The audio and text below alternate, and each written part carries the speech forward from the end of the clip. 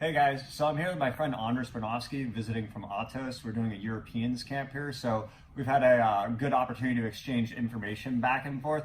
So one of my previous videos, I talked about the importance of initial entanglement grips, and I talked about the main ones being the collar grip, the sleeve grip, and the pant grip. I'll do a short review of that. But there's one position that Andres uses a lot that I think in modern jiu-jitsu is going to be super important because it's super easy to get to. Okay, so go ahead and stand up.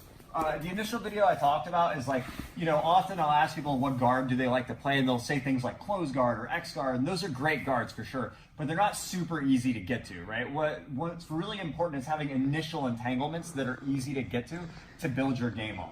If I'm trying to like jump the close guard immediately, he can start passing and doing all sorts of stuff in the meantime, right? So maybe like I get like a sleeve grip, I fall back in lasso, I can build my game from here. I get a collar grip, you have collar drags, I can jump the De La Kiva. Another one, if I'm fighting off my back, if the guy just stands close, you just grab the ankle, and then we can build the sit-up guard, all sorts of stuff from there, okay? Well, sometimes like all three of those can be really tricky to get. Like if I'm going for the sleeve, the guy's keeping his hands away, he's kind of back, so it's hard to get to the legs, and every time I touch the collar, he just breaks that grip fast, right? So something I've noticed a lot of the modern guys do, Andres and Keenan, who are like some of the main innovators of the worm guard in general, they use a lot of like the lapel in the lower positions, like so stand up. So like going in for like the belt and stuff like this, right? And that's so powerful because it's so hard to get to. So I'm gonna let Andres take it away here and just go into some of the crazy stuff he's been working. All right, guys. So one big thing is if I want to get to the lapels, if they're open like this, I'm not gonna get a quick grip to it. The time that I'm gonna take opening this up and stuff, he's passing my guard, which is a big con to the worm guard. Just like any other guard, it has a lot of flaws, and the biggest flaws, it requires a lot of setup. You have to shake the lapel out, you have to wind it through your legs, wind it through their legs. There's a lot to unpack. So one thing I really like to do is grab the belt. And the beauty of this is I can do all these attacks with the lapel as well, but if the lapels are tucked in, that means the belt's available. And if a belt's not available, that means it's untied, that means the lapels are available. So one is gonna be available. So let's say a position, the belt is here, is tied up at the beginning of a match. First thing I want to do is I don't want to lay on my back like this. I want to keep I want to be on one butt cheek and keep my hand behind me like this with my head in front of my butt. Now from here, I'm going to reach for the grip. Now the reason I keep my hand behind me, I keep this kind of basis. If I feel like he's overwhelming me, he's flurrying around, I can always bail if I have to. Just like so. Now from here, when I'm ready to go, look at what I do. I grab and I come up on my knee. So I come from here to here. Now that I'm here, look, I lift up and I shoot underneath to here. Now, once I'm in this position, I'm pretty safe. It's going to be very hard for him to leg drag me, and I have my foot at this awkward angle where it's underneath the knot, just like so. Now, from here, I can take this hand, I can come underneath, and I can secure him right here. This ties him up. Now, from here, if I can play a lot of belts. There's a lot of attacks from here, but I can just open the lapels up too. It slows the game down, which it takes care of the biggest flaw of the worm, which requires a lot of setup. From here I can shake him out, and now I can switch to the worm positions if I want. So he's standing up, and it's going to be different depending on how he stands, what he does. When he leads with this leg, it's easy. I come here, and I'm going to sit through to this side. I'm going to fall to my butt, just like this. If I can, I sit up right away to here, and I can play like this. And like I said, it's a jump-off point. I can go to lapel guard. I can go for other stuff too. I can scoot inside. I can shoot the single leg X.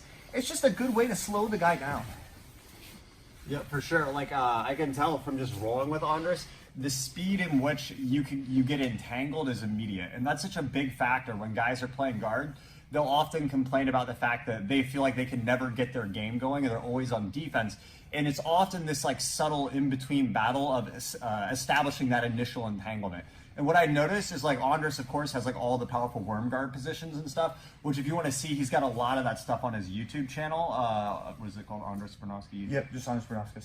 Okay. Andres Brunowski. We'll put the spelling in the description and stuff to check it out. But it's such an in-depth, super in-depth guard. But the thing I really love about this system is it's not just about the worm guard series and all the stuff you can do with that. Like you could use this position and super easy switch into a single leg guard game. You could use it to switch into like a half guard game. You could use it to switch into De La Hiva, X guard. And again, it's like often the only thing available. When you're fighting that guy in the gym who just breaks grips and backs up all the time, it's just such an easy initial entanglement. So we'll keep going. Anders will probably show some stuff like when the guy's leading with the left leg. And now, because we have him here, we're just going to go on a bunch of crazy tangents. So if you guys get the basic thing to get from the video is just that initial entanglement tool. And I think that's like a super powerful thing. And continue watching if you want like a lot of extra amazing stuff. So it's definitely worth seeing. So go ahead if you want to show like the other leg lead or whatever. All right. Another thing I can do from here, like, so let's say he's leading with the other leg. I can still keep the same arm. So what I'm going to do is instead of shooting to that leg, look what I'm going to do. I'm going to come through with this leg. I jump through, and I underhook here. Now from here, I can lock hook, and I can play from right here. And this is a very powerful position. I can come around, I can control him, take him out, lots of stuff. You want to show that full mount sequence right there? Yeah, sure. So we're here. Now, like, obviously we're drilling it. It's not going to ever be this perfect world it is, but it never will be. So we're here. I'm going to be here in the seated position. I'm going to shoot through. And when I shoot through, I'm going to kind of invert. So just in slow motion, like I shoot through here. And the second of here, I'm not going to stay here. I swim underneath, and I pass the grip right here, just like so. Now from here, I use this leg as momentum. I come around, and I can push him out. And I can come to the mount right here. Yeah, one of the sorry about that, but one of the things that's so powerful about that with the guard game is often in modern competition it's really hard to pass the guard when there's two guys who are really good, and these kind of sweeps are so powerful because not only do they get the 2 points for the sweep, but you get 4 points for the mount as well. And if you're fighting a guy with a great guard, now he has to both escape the mount, sweep you, and pass your guard to try to get back on the board. Okay, go ahead, sir. All right, some other stuff from the same position. So just one thing also to think about, just the belt versus getting a lapel. So let's just say I'm in the first position, so we're leading here. I can either be here, and if I have the lapel, let's just say I have the lapel instead. When I have the lapel, especially against a guy who's really strong, he can posture really high, and sometimes it shreds my grip, and I can lose it, especially against a guy who's real strong. I have a training partner named Don Bell. He can just deadlift out of the worm.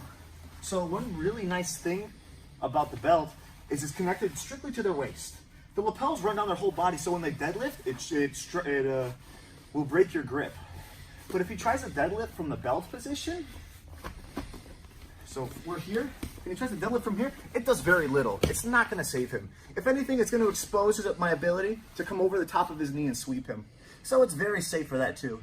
And just another thing, just as a concept, when you're going against that guy who's just really fast, he's got that intense pace that you can't match, this is an excellent way to slow them down. So I discussed going for the lead leg, and if they lead with the other leg. Now let's just talk about just if he has no leg forward. He's kind of keeping them both at the same... Exactly. Yeah, just like this. So from here, what I can do is when I get to the grip, like this, I can shoot inside, and I can just stay right here. And from here, I'm just going to be hunting for a leg. He might keep his feet back from here, and from here, I'm just looking for something. If I can get here, I'll invert underneath, take it, come over the top, or if he leads with the other one, let's say he leads with the other one, then I can come here, I can start to tie him up here, start to loosen him up, get his other lapels free. So it's all about just searching for a leg. All the lapel attacks are going to come off of you entangling underneath their legs. I can use it to slow them down when their feet are away, but my ultimate goal is to get through the legs. Awesome. Yeah, guys, so we may end up doing another video because as crazy as Andres's guard is, his passing is just as difficult to deal with. It's also awesome because it's such a stark contrast to my style of passing, which is I do a lot of knee cuts and toreandos and movement stuff, and Andres has a tremendous pressure passing game, so it'll be awesome to mix some of that in as well. But also, yeah, check him out on Instagram. What's the ID? This is Andres Brunofsky. Andres Brunofsky. Again, we'll put the spelling in there. It's a tough one. It's Latvian, right? Yeah, so check him out on there. Check him out on YouTube. And also comment and ask questions if you guys have any follow-up stuff you have questions about on this. And yeah, if you work this stuff, I promise you're going to be upsetting all the guys trying to pass in the gym. Okay, guys, if you like the video, as always, the best way to help is like, comment, share, subscribe. Thanks a lot.